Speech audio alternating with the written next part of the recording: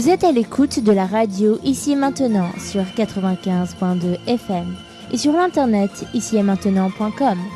Grâce à l'internet, vous pouvez nous recevoir partout dans le monde par la radio et la télévision. David Abbassi, écrivain, historien, est avec vous tous les mardis de 14h à 16h et tous les derniers samedis de chaque mois de 23h à 6h du matin. Son site internet davidabassi.com, A-2-B-A-S-I, Abbassi.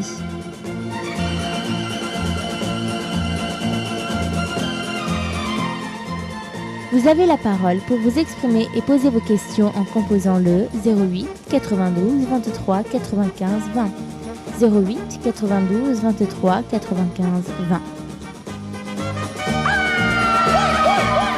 Voilà, également, je vais vous informer que vous pouvez nous regarder, nous écouter sur Internet, ici maintenant.info ou avairan.com et bien sûr sur Facebook, sur mon page de Facebook, vous pouvez nous regarder en direct ou vous pouvez regarder l'enregistrement avec quelques minutes de décalage. Alors, Prince Ali, je suis très ravi de vous avoir ce soir avec nous sur cette antenne.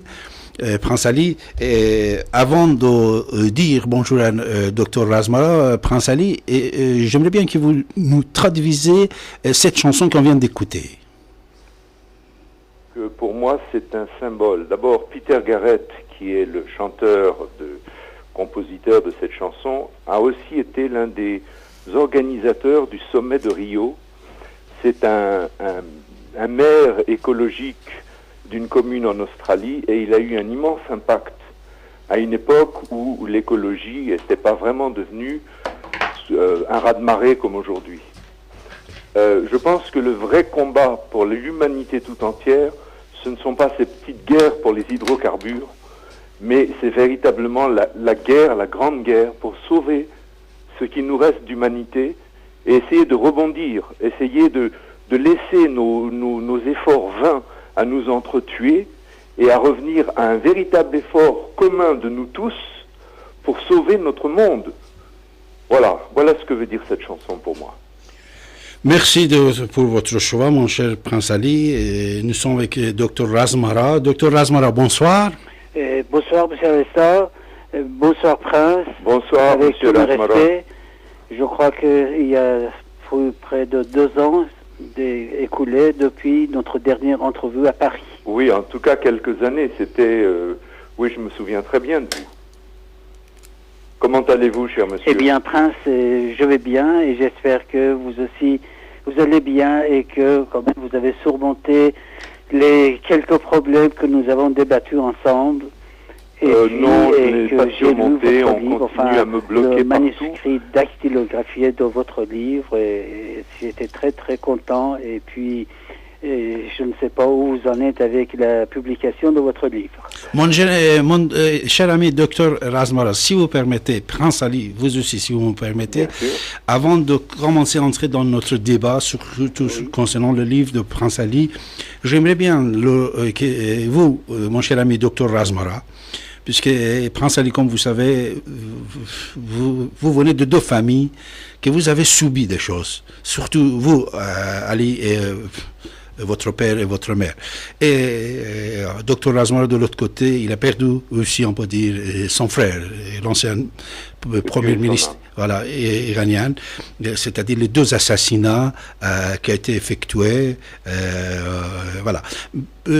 Moi, si vous permettez, Prince Ali, je veux demander à Dr Razmara de vous présenter un peu pour nos auditeurs. Prince Ali, c'est qui, Dr Razmara, s'il vous plaît? Eh bien, vous voulez me donner l'honneur de présenter le Prince Ali. Je crois que, enfin, il n'a pas besoin, il est bien connu. Il est le petit-fils de notre grand roi, notre grand... l'homme, le grand militaire qui a sauvé l'Iran en 1920, quand l'Iran était vraiment au fond d'un puits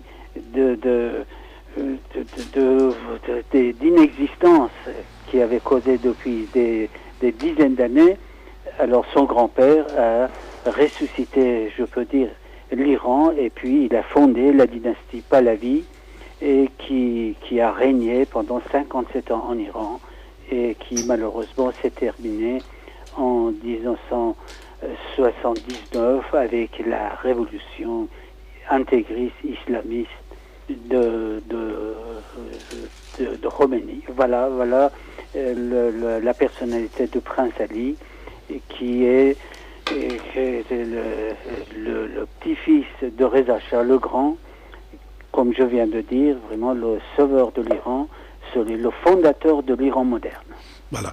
Puis, oui. évidemment, après, au cours de la Deuxième Guerre mondiale, eh bien, il y a eu des problèmes de dynastique en Iran, la succession du Shah qui ne pouvait pas avoir un enfant mâle, donc le prince Ali, de facto, a été le prince héritier de l'Iran, et malheureusement, donc, l'évolution des choses, les choses ont tourné autrement, et il a perdu son père, le prince Ali Reza, qui était également un militaire. Il avait été envoyé ici en France à l'état-major du maréchal de Lattre de Tassigny, et à la fin, enfin vers les années, je crois, bien avant la Révolution, le prince Ali Reza, le père du prince Ali, a été tué au cours d'un accident d'avion qui n'a pas été très éclairé, les conditions dans lesquelles cet avion a eu un accident vraiment mortel pour lui ou quelqu'un qui l'accompagnait. Et puis après, évidemment, le prince Ali a eu une tendance, disons, tout à fait à l'encontre du régime de son oncle, le Shah, et il a rejoint un groupe qui militait sur Absolument pas, j'ai jamais rejoint aucun groupe. Comment? Je n'ai jamais rejoint aucun groupe, quel qu'il soit. Donc ça, c'est pas vrai. Ah bon, excusez-moi, Prince, alors donc, je ne sais pas, parce qu'il y a eu l'histoire de... Oui, mais ça, c'est la propagande de Farah Pahlavi. Comment? C'est la propagande de Farah Pahlavi et de la franc-maçonnerie derrière qui m'ont donné une apparence de loup. Mais j'aimerais bien pouvoir donner ma version. Non, je dis, non, parce que de toute façon, peut-être moi, je sais, mais enfin, on a parlé ensemble, je crois, parce que dans l'histoire où il y a eu un accident, la fille du professeur Adl et le fils du général Hodjat, et puis oui. une autre personne, 4 ou 5. Non, il y avait que eux. Que vous étiez non, laissez-moi raconter mon histoire parce que c'est pas vrai. Écoutez, je vous écoute, Prince. Prince Ali, c'est Prince Ali. Hodjat Kashani, voilà, oui. Kashani était un illuminé oui. qui était aussi mon ami, mais qui a agi dans ces deux crimes de façon totalement isolé, il n'avait aucun contact avec aucun groupe, quel qu'il soit. Bien, écoutez, Prince, donc, je ne sais pas, je suis navré, parce qu'on m'a dit, et il me semble que... Mais oui, mais vous allez aller de surprise en surprise si je peux parler. Nous avons parlé de cette histoire, et de toute façon, je ne sais pas au groupe, non, mais de toute façon, il y a une chose que vous n'appréciez pas, vous n'approuviez pas vraiment. Absolument pas. J'ai vu la corruption qui régnait en Iran. Le Shah. Non, c'était pas une question de Shah, absolument pas. Comment? Vous voyez, c'est encore une de ces racontards qu'on a greffé sur moi, et comme on ne me laisse pas parler, heureusement ce soir, je peux. On a créé une histoire pour moi qui n'est pas la vraie. Alors, Prince Ali, on va écouter votre histoire à vous, parce que c'est vrai, Dr Razmallah, il vous aime beaucoup. Vous savez, pour plusieurs fois, on a parlé de vous avec Dr Razmallah, il était même très inquiet pour vous.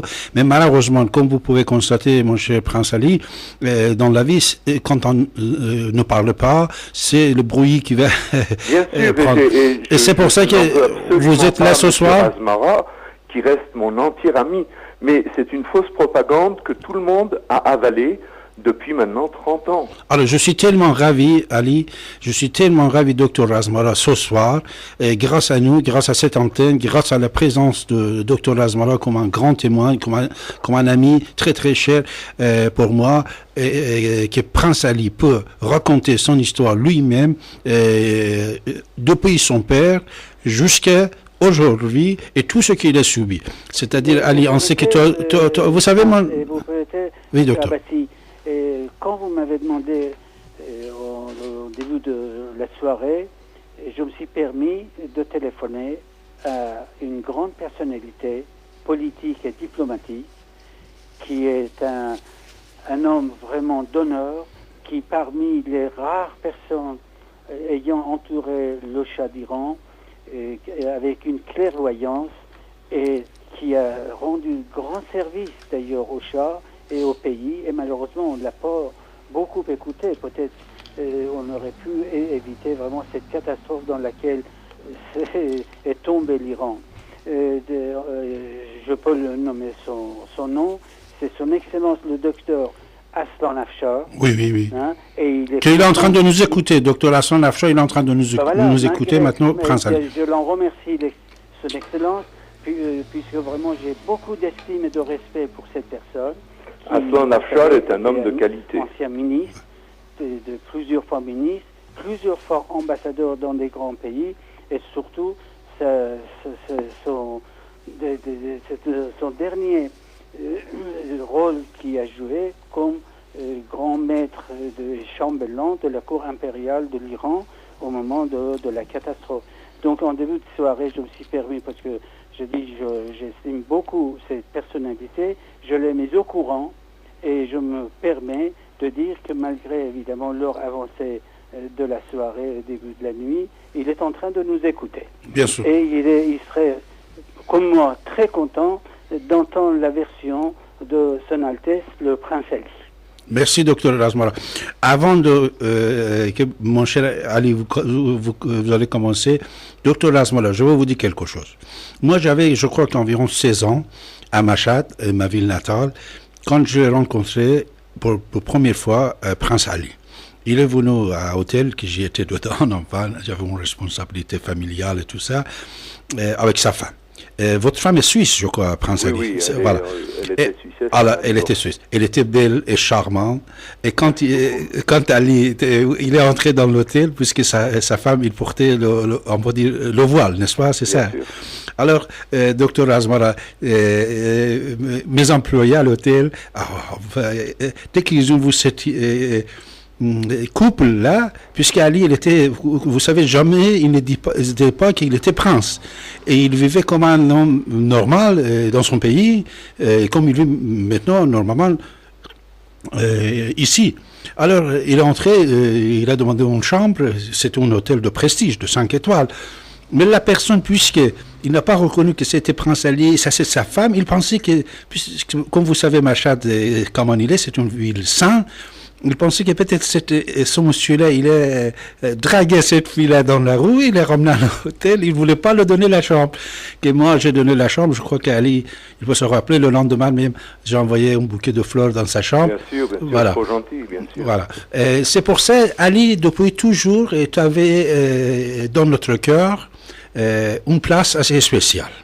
C'est trop sympa, ça me touche beaucoup. Voilà, c'est-à-dire, l'histoire qu'on a eue ensemble, il y a déjà environ 35 ans, 36 ans, je crois. Et moi, j'étais sûr, je l'ai raconté 10 000 fois. Même j'ai dit ça une fois à Charpanou, à Farah Diba. J'ai dit, écoutez, cet garçon, moi, quand je l'ai vu, que j'avais 15 ans, 16 ans, que je l'ai vu, il était tellement modeste, il ne doit pas subir ce qu'il a subi jusqu'à maintenant. Alors, c'est pour ça, mon cher Ali, avec cette petite histoire il y a déjà longtemps, je vous donne la parole. Vous-même, vous allez nous raconter d'abord l'histoire de la disparition de votre père, et après, vous-même, mon cher ami. On vous écoute. Bien, merci beaucoup. Là, c'est un grand jour pour moi de pouvoir parler. Donc, pour la disparition de mon père, Monsieur Razmara a à peu près tout dit. Ce que je peux ajouter de personnel, c'est que j'ai refait le parcours de mon père et j'ai réaménagé tous les éléments qu'on m'avait donnés. C'était un avion qui pouvait voler 2 heures. Or, on a retrouvé son avion non pas dans la passe de Choulous, mais dans celle de plus loin je retrouve plus le nom. Mais il ne pouvait pas faire ce parcours sans tomber à court de carburant. C'était impossible. Et comme c'était un fonceur, moi je pense que la première passe était nuageuse et qu'il s'est dit, c'était un fonceur, il s'est dit je passe par la deuxième et voulant un peu forcer le destin comme il l'avait toujours fait, il y a eu un accident, on ne force pas le destin. Et tous ceux qui disent que c'était un attentat, etc., on voit toujours des attentats partout. On oublie qu'il peut y avoir des accidents aussi. Et c'est la seule chose que je pourrais dire, j'en sais rien. Mais moi, je réserve quand même une place à l'accident qui peut être la réalité. Alors, à mon sujet, je pense que c'est bien que je remonte à 40 ans. Alors, si vous permettez, Ali, puisque ce que vous venez de dire était très important, on va continuer avec une petite pause musicale, s'il vous plaît. D'accord.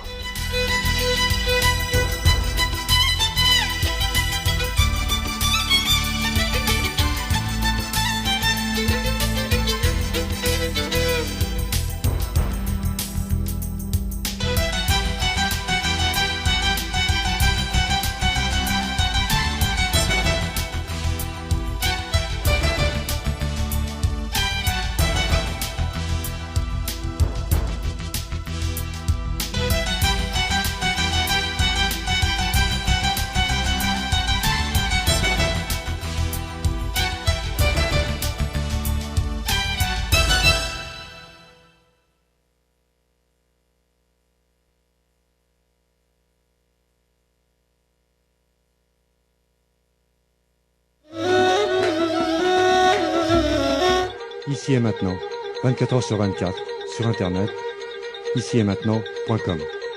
Vous êtes à l'écoute de la radio Ici et Maintenant sur 95 de FM et sur l'internet ici et maintenant.com.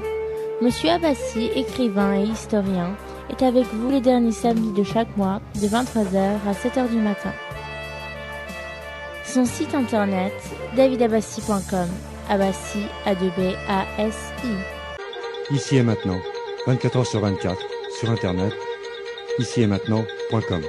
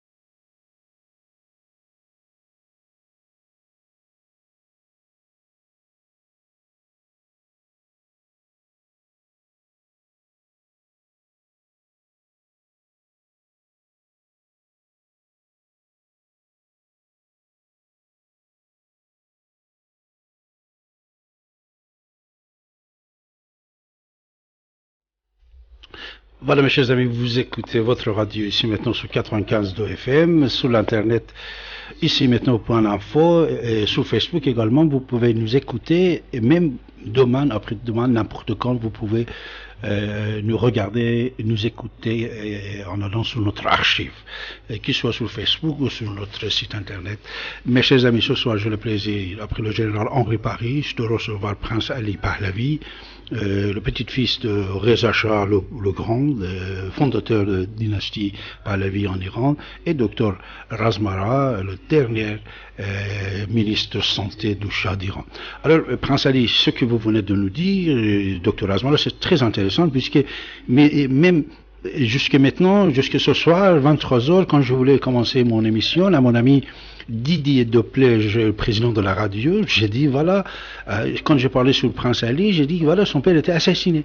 C'est-à-dire, nous, jusqu'à maintenant, tout le monde, je crois que même Dr Asmara, Dr Hassan Afshar, qui était proche de Shah d'Iran, qui est en train de nous écouter, tout le monde pensait que votre père était assassiné. Alors vous dites que ça c'est un accident, c'est une nouvelle assez intéressante. Attendez, j'en sais rien. Moi, parce que ceux qui disent qu'il a été assassiné n'en savent rien non plus. Monsieur Abbassi, vous permettez une tendance que je coupe la parole au prince Ali et que j'apporte un peu mon grain de sel. D'accord, on vous écoute, Dr Asma. Mais la question, monsieur Abbassi, dans tous ces événements qui finissent par la mort ou la perte d'une grande personnalité, il y a toujours des histoires. Moi, personnellement, mon expérience personnelle, en ce qui concerne ma famille, vous savez, j'ai eu 2 grands entretiens avec vous sur l'assassinat de mon frère. On a raconté beaucoup de choses, mais moi, ce que je vous ai dit, c'est tout à fait, il y a des apparences, il y a des choses, le prince a raison, il y a des racontards, il y a des conclusions complètement erronées, tout ça, ça existe.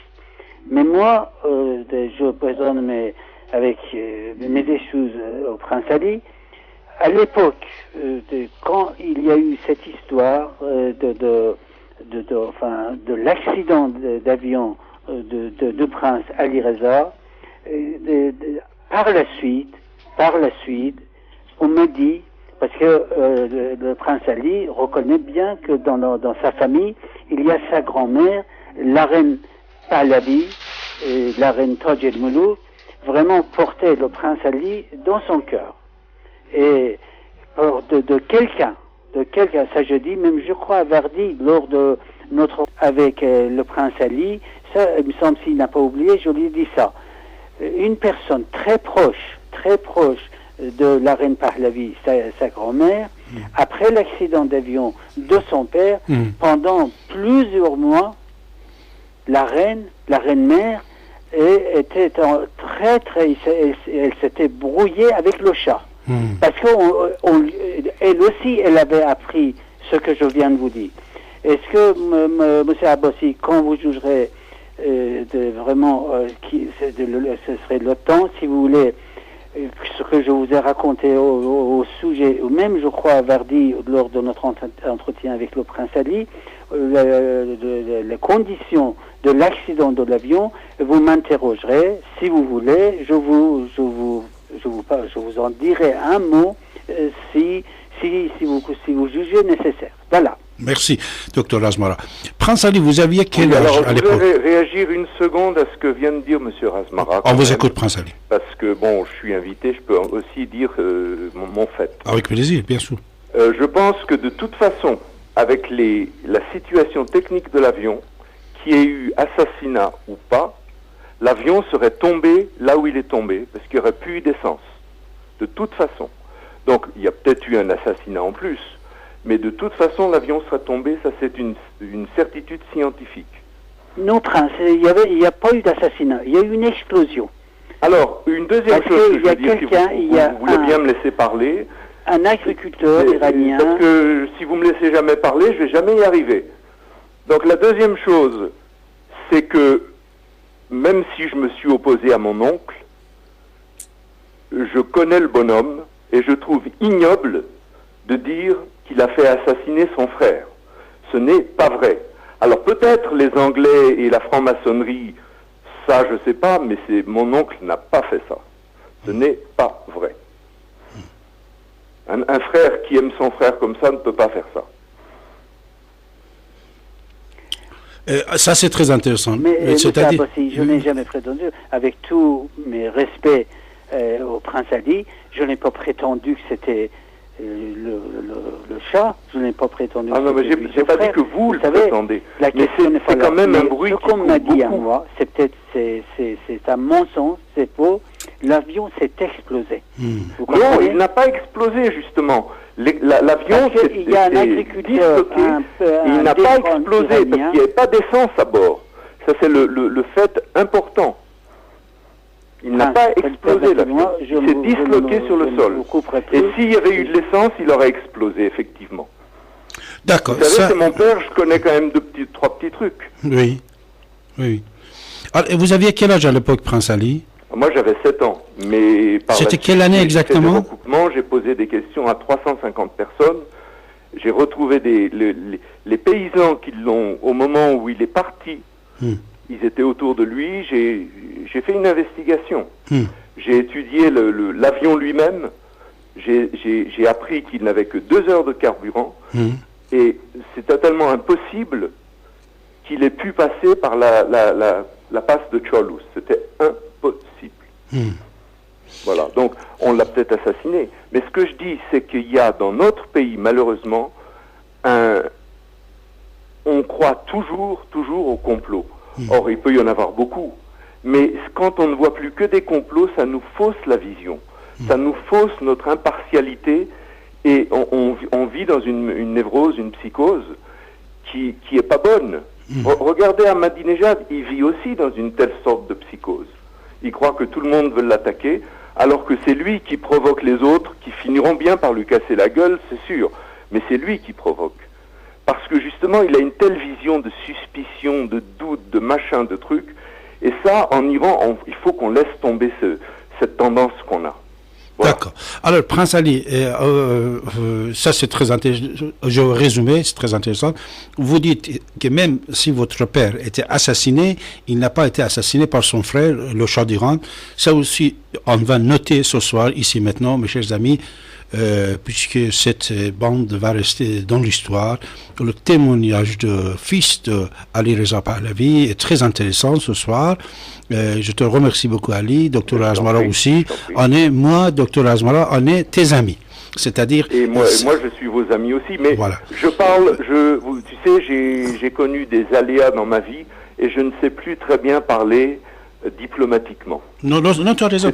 Mais je suis très gentil, je ne mords pas. Hein. Je sais. En plus, tu sais, nous avons entendu des choses dans l'histoire depuis déjà... Ça fait quoi? Ça fait, Docteur Razmara, 40 ans qu'il était assassiné, le père de Prince Ali? En 54. En 54. 54. Oh là là, ça fait 54... ça fait 56 ans. Écoutez, monsieur, moi je ne veux vraiment pas... mais je veux vous poser une question. Est-ce que vous voulez que je réponde sur moi ou est-ce que vous voulez qu'on parle que de mon père, de Reza Shah, de... Non, Prince Ali... on peut le faire une autre fois. Non, c'est bien. Docteur Razmara, vous avez une question? La question, c'est qu'exactement, je vous dis, loin de ça, je n'ai pas accusé Long d'avoir assassiné son frère. Oui, je sais. Mais d'ailleurs, le Prince Ali doit reconnaître, la personnalité de son père, c'était une très forte personnalité. C'est-à-dire, c'était le fils qui avait vraiment hérité le caractère de son père, Reza Shah. Ah, d'accord. Vous savez, les années 53-54, le prince doit reconnaître ça. Il était question, c'était le problème dynastique, c'était la succession du Shah. Vous comprenez? Oui. Alors donc, celui qui, vraiment de droit, était le successeur vraiment désigné de succéder au Shah d'Iran, c'était le prince Ali Reza. Vous savez que je peux vous dire une chose, que les Anglais qui ont chassé, parce que c'est les deux rois, les deux Shahs Pahlavi qui ont été exilés de l'Iran, c'était l'œuvre des Anglais.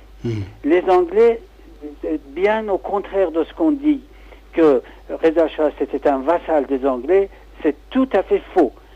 De plusieurs fois, le Reza Shah s'était élevé contre l'emprise des Anglais en Iran.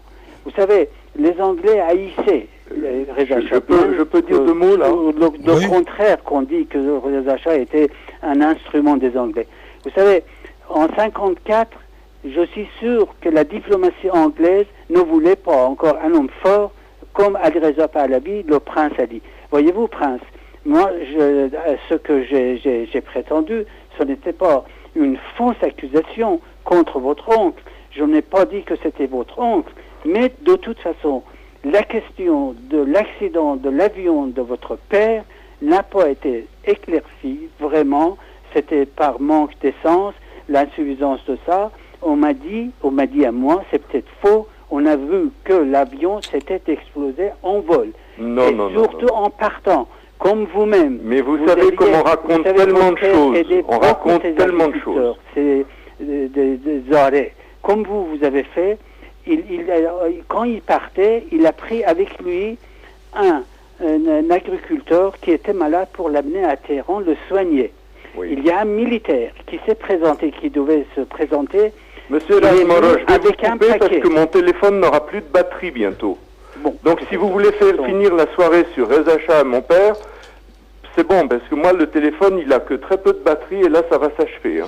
Ok, on va vous donner la parole, mon cher Ali. Continuez. Vous étiez en train de parler de votre père, le moment d'assassinat. Après, vous voulez commencer de parler de vous-même. On vous écoute, Ali.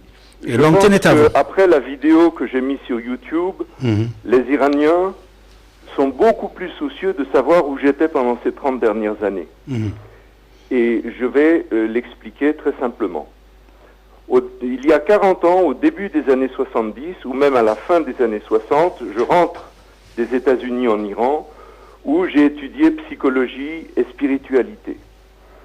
J'arrive en Iran, je vais sur mes terres, et là, peu à peu, je découvre qu'un certain général Mosaïen, qui est gouverneur de la région, prend des pots de vin aux pauvres paysans pour leur donner des droits qu'ils ont, comme forer des puits, comme aménager des routes. Il les faisait payer sur tout. Pendant 3 ans, j'ai fait des enquêtes. Et il avait une sorte de mafia dans le coin. Et c'était un petit roi. Donc j'ai envoyé à mon oncle un rapport en disant voilà ce qui se passe en votre nom, c'est de la pourriture du bas jusqu'en haut. Si ça vous intéresse de continuer comme ça, faites-le. J'ai pas eu de réponse de mon oncle, mais en 75, l'affaire Barman, alors que moi j'étais absolument pour rien là-dedans, a donné à une certaine clique en Iran, fait de grands généraux, sur lesquels le Shah s'appuyait, comme le général Nassiri, par exemple, mais je pourrais en citer d'autres, pour pouvoir... Patron de Savak, tout précis. En échange, le Shah devait fermer sa bouche sur certains trucs. Et on m'a jeté à la prison d'Evin en 1975 parce que j'avais dévoilé en partie quelque chose de faramineusement important, c'est que ce n'était pas le Shah qui était un despote, mais les gens sur lesquels il s'appuyait. Et ça m'a valu 17 jours d'interrogatoire à raison de 4 heures par jour à la prison d'Evin, un simulacre d'exécution, et au sortir de cette prison, parce que la pression des avocats internationaux était trop grande, 2 ans de résidence surveillée. Voilà la vérité. Durant ces 2 ans de résidence surveillée, je voulais faire un voyage, le Shah n'a pas voulu, il avait peur du scandale. Je lui ai proposé pour le voyage de me donner un faux passeport afin que je ne puisse pas aller faire de scandale. Point final sur l'affaire du passeport. La révolution est arrivée et là les gens se sont emparés de ce nom. Et le clergé s'est scindé à mon sujet. Pourquoi? Parce que mes connaissances islamiques étaient grandes et que certains membres du clergé voyaient en moi un recours contre l'islam communiste qui commençait à prendre, car même la mentalité de Khomeini, bien que c'était un despote, mais tous les communistes sont des despotes. C'était une vision très très à gauche et très pleine de stratégies marxistes-léninistes dedans, comme le terrorisme, comme le fait d'utiliser des innocents comme boucliers. Toutes ces choses sont venues du communisme et Khomeini les a amenées. Donc je me suis retrouvé là-bas, un groupe me mettait en prison, l'autre groupe venait me faire sortir. Rebelote, j'ai connu la prison d'Evin 4 fois. Et 3 ans après la Révolution, j'ai pu sortir à 4 jours d'un jugement par l'ayatollah Khalkhali qui devait m'être fatal. Et c'est la partie du clergé qui me protégeait qui m'a fait partir. Sans un sou, bien sûr. Je suis arrivé sans un sou à Paris. j'ai commencé à faire des petits boulots, traducteur, n'importe quoi, jusqu'au jour où Paris Match m'a donné ma chance en tant que journaliste et où j'ai fait quelques pages blanches qui étaient à la fin de Paris Match. Ça m'a lancé, j'ai fait des articles pour l'Express, j'ai commencé à être connu dans le milieu de la presse. Quelque temps plus tard, Newsweek m'a interviewé, m'a donné sa page à la fin aussi du magazine. Et là, les États-Unis, dont le pion attitré, c'est mon cousin Reza Pahlavi, n'ont pas apprécié la chose. J'ai été étouffé en France pendant 20 ans et c'est en 2006 que j'ai été convoqué au siège de la DST et là, le capitaine Toscane m'a dit ces 3 phrases. Oui, monsieur Pahlavi, vous avez été bloqué pour des questions politiques. Nous allons essayer de faire éditer votre 2e livre, mais cela risque d'être long, car il va nous falloir batailler en haut. Qui vous dit ça? Le capitaine Toscane au siège de la DST. En 2006. En 2006. Oui. Et 3e phrase, si vous permettez. Oui, allez. Mais sachez néanmoins que si nous y arrivons, vous aurez Reza Pahlavi et ses amis sur le dos. Donc là, j'étais fixé. Parce que jusque-là, tout était bloqué. En un temps record, toutes les portes se sont fermées autour de moi. Jacques Attali m'a contacté un jour pour mon premier livre qui avait disparu et qu'il avait pu lire parce que je l'avais donné à des amis, mais qui a été retiré de la vente par une main invisible. Et je l'ai rencontré au Plaza Athénée. Il m'a dit, je vous offre 3 télés, qu'est-ce que vous en dites? J'ai dit, mais moi, c'est pas moi qui vais refuser. J'ai jamais revu Jacques Attali. Pareil pour Louis Pauwels. Pareil pour un tas de gens. Il y a un complot contre moi. Ma petite personne, ça m'étonne d'ailleurs parce que ni j'ai d'ambition politique, ni j'ai été contre Reza. Et quand j'ai parlé, j'ai toujours dit, comme sur Radio Los Angeles en Farsi, j'ai dit c'est lui le prince héritier. Et de toute façon, moi, le trône ne m'intéresse absolument pas. Je suis un témoin, un Iranien parmi d'autres, et la seule chose que je veux pas, c'est qu'on me ferme ma gueule. Et quand on fait ça, je mords. Voilà. Donc, où j'étais pendant ces 30 ans, j'étais étouffé par la franc-maçonnerie, la CIA et d'autres organisations secrètes américaines, parce que M. Reza Pahlavi ne voulait pas que je m'exprime aussi, bien que dans un tout autre domaine. Je ne faisais pas de politique. Voilà, c'est outrageant. Et 20 ans de ma vie, j'ai été brisé. Mes enfants ont été brisés par ce espèce de complot stupide, parce que je n'étais pas en course. Je n'étais pas en course. Mais les gens ne voient les autres qu'à l'aune de leur regard.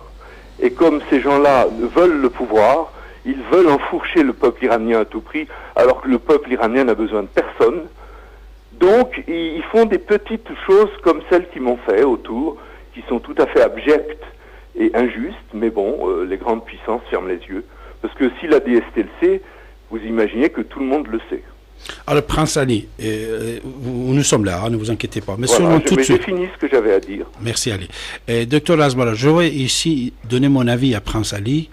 Je vais confirmer le propos de DST, le service de renseignement français, qui était très honnête envers toi, Ali. Tu sais, moi je pense que ce n'est pas un grand pouvoir international, comme tu viens de dire, que ça veut dire la franc-maçonnerie, l'Amérique, tout ça, qui vont te fermer ta gueule. Non. Moi je pense que seulement c'est 2 personnes. Et ces 2 personnes, il ne faut pas oublier, je les respecte, ces gens-là, ils le savent, je respecte Shahbanu Farah Pahlavi, je respecte Reza Pahlavi aussi, mais puisqu'il s'agit de notre pays, d'une personnalité qui est le petit-fils de Reza Shah, qui est un Iranien, qui est un être humain, qui doit vivre comme un homme, c'est pour ça que je vais te dire ça, Ali. Moi, je pense que c'est l'argent de famille Pahlavi qui t'empêche de parler. Non, et cet argent, tu sais, ils ont créé une grande amitié parmi certaines personnalités, et ce sont eux qui t'empêchent, mais ce n'est pas une machine de franc-maçonnerie, de CIA Tu derrière me permets de te répondre? Oui, allez, je vous écoute. Bon, je croyais ça aussi, mais vu l'ampleur, pas une maison d'édition ne prend mes écrits en France, ni de gauche ni de droite. Pas un journal ni de gauche ni de droite prend mes écrits. Les journalistes me tournent le dos. Farah Pahlavi a peut-être quelques pouvoirs auprès de Frédéric Mitterrand et quelques autres, mais elle n'a pas les pouvoirs aussi larges que ça. Et si la DST m'a dit que c'est Reza Pahlavi et ses amis, quels amis? C'est pas de l'argent qui peut faire ça, parce que j'ai assez de respect pour les journalistes français pour savoir que s'ils pouvaient parler, ils parleraient. Voilà. Maintenant, pensez ce que vous voulez, moi je pense ça. Et tu n'as jamais pensé d'éditer ton livre en auto-éditeur? Tu sais, dans l'état où je suis, j'ai passé les 10 dernières années de ma vie en France avec le RMI. Et avant ça, j'étais SDF. Pourquoi? Par cette pression. Toutes les portes se sont fermées devant moi d'une façon voulue. Je veux dire, il n'y a aucun doute, et la franc-maçonnerie la DST le conforte. Mais moi, j'avais aucun doute avant. La DST m'a juste donné une tranquillité de me dire, bon, c'est ce que je croyais, je suis pas fou. Mais je me rendais bien compte que c'est pas naturel, et je connais les pouvoirs de Farah Pahlavi et ses maléfices, mais elle n'a pas ces pouvoirs-là. Mais de toute façon, c'est en leur faveur qu'on va t'empêcher de parler, non? Ben oui, c'est en leur faveur. C'est en leur mais faveur. Reza Pahlavi est franc-maçon. Et son frère aussi. Je ne sais pas comment ils veulent représenter la souveraineté nationale. Alors, ce soir que toi, tu viens de t'exprimer pour la première fois ainsi, largement, sur ce sujet-là, et je vais conseiller aussi à la famille Pahlavi, à Reza surtout, c'est-à-dire un jour si Reza, il vient serrer la main, à toi, Ali. Oui. Est-ce que tu l'acceptes? Moi, je n'ai rien contre personne. Ces gens-là, par erreur, par peur viscérale de perdre leur trône, qui n'ont pas d'ailleurs. Non, lui-même maintenant, il ne veut plus de Toronto. Tu sais que lui-même, il dit, demain en Iran, s'il y a une république laïque, et moi, je suis satisfait à 98% de ma volonté, toi. Mais c'est pas à nous de décider. Nous, on est à l'étranger. Il y a des gens en Iran qui se battent, qui sont tués. Ils ne sont pas des imbéciles. Ils savent où ils veulent aller. On n'a pas besoin de leur créer des programmes, comme les Moudjahidines, Laissez-les choisir. Et ce qu'il faut qu'on fasse, c'est créer un référendum vraiment libre, et ça demandera 1 ou 2 années pour redonner confiance aux gens, informer de tous les programmes, y compris celui de Reza Pahlavi, tout le monde, et que les gens votent pour ceux qui veulent. Je crois que ça, c'est la démarche la plus démocratique quand on veut avoir le prix Nobel de la paix, et ça arrangera tout le monde. Si le peuple choisit Reza Pahlavi, pour moi, c'est fantastique. J'ai rien à dire. Alors, la seule chose que je crois, c'est qu'il y a beaucoup de manipulation dans l'air, c'est tout, et que je voudrais bien y voir un peu plus clair. Parce que je suis pas complètement stupide, et je vois que il y a des grosses manipulations américaines, chinoises et russes dans la région, et que chacun veut mettre son pion en place. Voilà. C'est vrai. C'est vrai. Alors, Prince Ali Pahlavi, vous-même, votre tendance politique et votre souhait politique pour l'Iran, comme un citoyen, c'est-à-dire comme un citoyen iranien, qu'est-ce que tu veux? C'est une démocratie absolue, totale, sans l'ombre d'une mainmise religieuse dessus. Laïque. Complètement laïque, mais vraiment laïque, pas avec une franc-maçonnerie qui tord la démocratie par en dessous. Vraiment laïque, où vraiment le peuple a le pouvoir en main. Les chefs d'État ne sont que des serviteurs payés par le peuple, il ne faut pas l'oublier.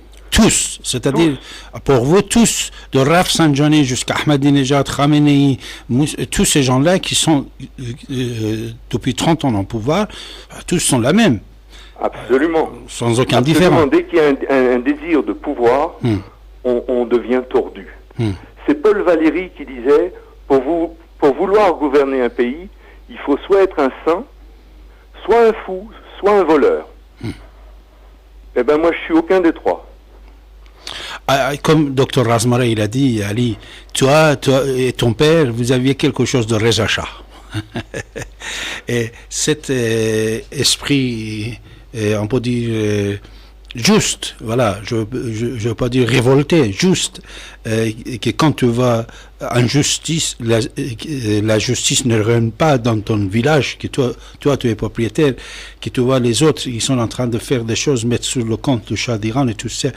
Cette volonté de faire la justice, être juste dans la vie, et avoir le courage de devenir, comme tu viens de dire, jusqu'à devenir STF, mais respect, honnêtement, tout à l'heure, Dr Razmara, il m'a dit quelque chose que je veux le dire ici, comme quoi tu avais reçu des propositions de l'argent, mais toujours tu as refusé de prendre l'argent de n'importe qui, pour n'importe quelle raison, tu as resté toujours honnête, comme un petit-fils de Reza Shah, que notre histoire est fière à cette roi, et ça c'est une valeur assez importante, Ali, pour toi.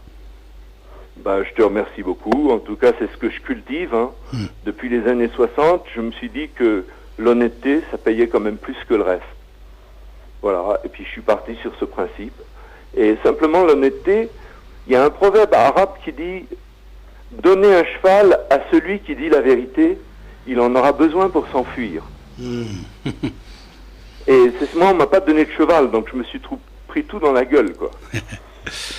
Alors, avant de dire au revoir à Dr Razmara, Dr Razmara, si vous avez des questions à poser à Prince Ali. Monsieur Abbassi, je ne veux pas vraiment contredire, seulement, évidemment, si j'ai le temps, si le téléphone du prince quand même a assez de batterie pour écouter, ce que je dis, la question, d'abord, par vraiment, disons, par politesse de discrétion, je n'ai pas voulu vraiment révéler le nom de cette autorité de la DST française, mais c'est à la demande de cette personne que notre entrevue avec le prince s'était arrangé. Tout ce que je peux dire, que je vous assure, avant que je rencontre le prince Ali, quand j'ai appris toutes ces histoires, que le prince, le petit-fils de Reza Shah, était devenu un STF, je vous jure, monsieur Abbassi, j'avais des larmes aux yeux et j'avais eu honte. C'est que à la suite, je ne sais pas si le prince se rappelle, j'avais téléphoné quelques-uns des anciens proches qui encore pouvaient vraiment faire quelque chose, justement à la demande de ce haut fonctionnaire de la DST. J'ai fait la seule personne qui a vraiment tout au moins à montrer qu'il voulait faire quelque chose, c'était monsieur Adeshi Zaidi. Je ne sais pas si ce soir il peut nous écouter, je ne pense pas. Mais seulement Adeshi Zaidi est un homme sincère. Écoutez-moi, je vous jure sur l'honneur, tout ce que je peux dire, que la DST n'a aucune action contre la publication de votre livre. Mais vous avez rien compris. Mais vous n'avez pas compris mon propos. Je voulais écouter Prince. Oui, mais non, parce que je ne peux pas vous laisser parler. J'ai pas dit ça. Non, écoutez, moi je vous ai écouté pendant des minutes. Oui, mais vous dites, moi je ne dis pas des choses fausses sur vous, vous comprenez? Vous êtes en train de dire quelque chose de faux sur moi. Mais je n'ai jamais dit de faux. Qu'est-ce que j'ai dit de faux? J'ai jamais dit, la DST au contraire m'a aidé. Ne me faites pas dire ce que je dis pas. Mais la DST m'est venue en aide. Oui, mais vous dites que par la... oui, la DST vous a aidé. S'il vous plaît, laissez-moi m'exprimer parce que vous m'accusez de ce pas vrai là. Soyez gentil quand même. Mais là, je vais quitter le micro si ça continue. Je n'ai pas dit que la DST vous a aidé puisque c'est à la demande de la DST. C'est ce que je dis et vous dites que je me suis plaint de vous raconter n'importe quoi. Bon, écoutez, si vous parlez sur ce ton... Non, mais vous m'accusez de choses que je n'ai pas dit. Non, allez, Docteur Razmara. Je n'approche ni de vous m'accusez de choses que je n'ai pas dit. Vous croyez que je vais vous laisser faire avec Sa Majesté la Reine. Je n'ai aucun rapport avec votre cousin, le prince Reza. Tout ce que je sais, que la DST a bien voulu vous aider. Et encore, il y a quelques mois encore, on a parlé, c'était toujours pareil. Pourquoi on empêche de la publication de votre livre? Vraiment, je l'ignore, mais Prince, permettez-moi de vous dire, on a sorti depuis 30 ans des livres beaucoup plus empoisonneurs, beaucoup plus de problèmes, beaucoup plus d'accusations, beaucoup plus de orduriers contre le Shah d'Iran, que ce que vous avez écrit, c'est absolument rien, bien au contraire. Mais quel est l'intérêt de la reine Sarah ou de Reza Pahlavi d'empêcher la publication de votre livre? Non. Bon, monsieur, moi je quitte là, parce que ça, il faut que je puisse parler. Je suis invité pour parler, parce que là, il y a des choses qui sont pas vraies qui sont dites. Prince, allez, vous avez la parole. Je n'ai jamais rien dit. Allez, tu permets. Positif. Allez, vous avez la parole. Mais je vais vous dire une chose avant de dire au docteur Razmara, parce qu'il y en a beaucoup d'appels. Je vais prendre les questions des gens aussi. Docteur Razmara Prince Ali, il ne dit pas des choses contre vous. Il confirme ce que vous venez de dire. Mais comme quoi le DST il vous a aidé. Ah non, il confirme ce que vous venez de dire. Non, c'est pas ce qu'il... Ou alors il s'est mal exprimé. Voilà, c'est ça. Il m'avait dit que j'enfonçais la DST. Ah non. Permettez que je parle une Bien sûr, seconde. on vous écoute. Allez, on vous écoute. La DST m'est venue en aide. Voilà. Et le général Toscane est une personne charmante. Et si la DST ne m'était pas venue en aide, je ne sais pas qui serait venu. Et je pense qu'ils sont venus en aide parce qu'ils en ont marre de voir la franc-maçonnerie agir impunément sur le territoire français, sans pouvoir rien dire, parce qu'il y a des personnalités en haut qui leur ferment la gueule. Et c'est pour ça qu'ils m'ont aidé. De toute façon, ils sont là pour assumer la sécurité Absolument. du pays. Et je suis très, et ils font bien leur travail. À la DST. Je suis extrêmement gré. Voilà, c'est tout ce que je voulais dire. Tant qu'à écrire sur le Shah, oui. J'ai écrit dans des revues royalistes françaises sur le Shah seulement, et je n'ai fait qu'un éloge de lui. Donc, Monsieur Razmara, je ne sais pas où il a trouvé un texte où j'écris quelque chose contre le Shah, mais qu'il l'apporte. Non, il n'a jamais dit ça non plus. C'est-à-dire, il a dit que toi, tu ne penses pas que si tu as mal compris ce qu'il a dit, puisqu'il était copain avec Reza ou sa mère, il a dit qu'il n'a aucun contact avec ces gens-là non plus. Oh non, voilà, c'est bon. On va finir cette partie en paix, parce que Docteur Razmara dit rien contre le Shah et sa famille. Voilà. Pourquoi qu'on vous empêche de publier votre livre? C'est à vous que je le demande. Écoutez-moi, c'est à vous que je le demande. Vous savez, Monsieur Razmara, c'est à vous que je le demande. Il y a des maisons d'édition qui parfois refusent. Moi, je ne sais pas. Moi, j'ai lu votre livre. Ma femme je vais vous dire, monsieur Razmara, une chose. Nous avons trouvé extrêmement sympathique. Je vais vous dire une chose, monsieur Razmara. Avant de parler, moi, je me renseigne. Aucune injure, Avant de parler, moi je me renseigne. Contre le Shah et sa famille et son gouvernement. Pourquoi qu'on vous empêche de publier ça? C'est la question même que la je vous pose, DST, vous savez, je ne veux pas le nommer vraiment parce que mais vous voulez pas il y a quand même la discrétion diplomatique. Ok, moi je crois qu'on est en train d'aller sur les bases. Je ne veux pas le nommer, vous savez, la personne que vous venez de nommer, et que ce soir, eh bien, sachez, Prince, qu'en début de soirée, j'ai trouvé justement la personne que vous avez citée. Et elle est en train de nous écouter également.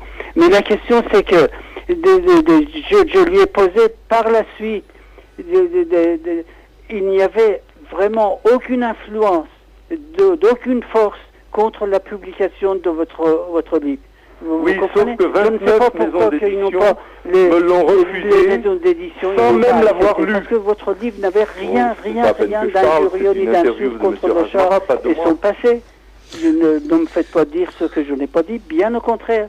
Je vous assure que la DST a sa réaction. Prince Ali, Docteur Razmara, on ne va pas répéter tout ça, c'est beau, on a bien compris. Le DST, il est intervenu pour soulager Prince Ali, comme quoi Ali, la France n'est pas contre la publication de ton livre, mais il y a d'autres individus qui l'ont cité, c'est bien compris, c'est bien réglé. On ne va pas insister sur les mots. Voilà, c'est point final. Ali, je veux qu'il te reste encore quelques minutes avec nous, puisqu'il y a des questions d'auditeurs qui vont te poser. Et je remercie beaucoup Dr Razmara, mon très cher ami, qui est toujours, on travaille bien ensemble pour éclairer. Je vais dire au revoir, et Prince au revoir. Au revoir, monsieur Razmara. Je ne vous ai pas vraiment dérangé dans vos propos. Non, absolument pas, mais monsieur Razmara, moi j'ai absolument rien contre vous. 20 secondes seulement de dire, il y a un problème.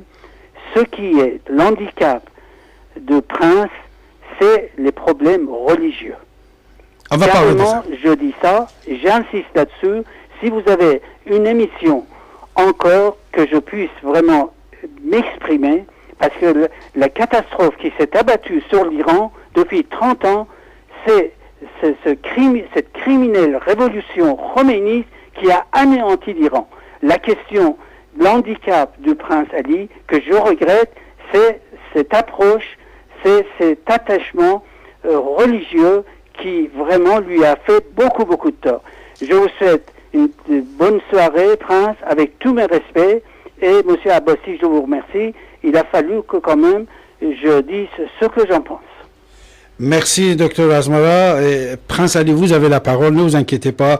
Dr Razmara, mais avant que vous nous quittiez, je veux préciser ça. Je parlais avec Prince Ali hier, avant-hier, au téléphone. L'histoire d'être islamiste aussi, ou musulman, comme on a prétendu dans l'histoire, je crois que Ali n'est pas d'accord avec ça non plus, comme sur son père et sur beaucoup d'autres choses.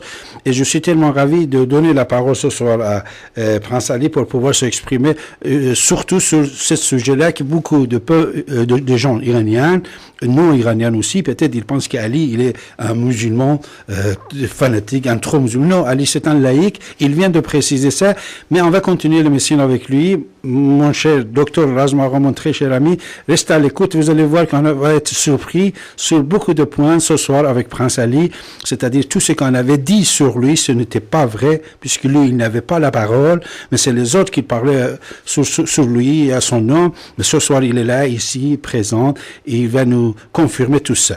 Merci, restez avec nous. Vous écoutez votre radio ici maintenant. Docteur Razmara, je vous remercie beaucoup. Tous mes respects pour madame. Et Prince Ali, vous restez avec nous. On va continuer ensemble, puisque j'ai des questions à vous poser, Prince Ali.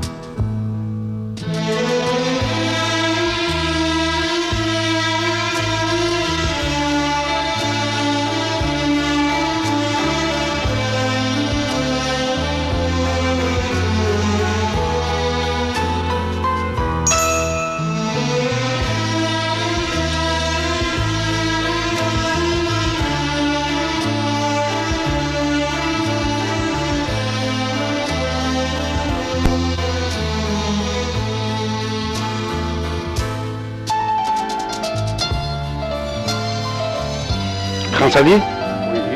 Vous êtes là, hein? Oui, bien sûr.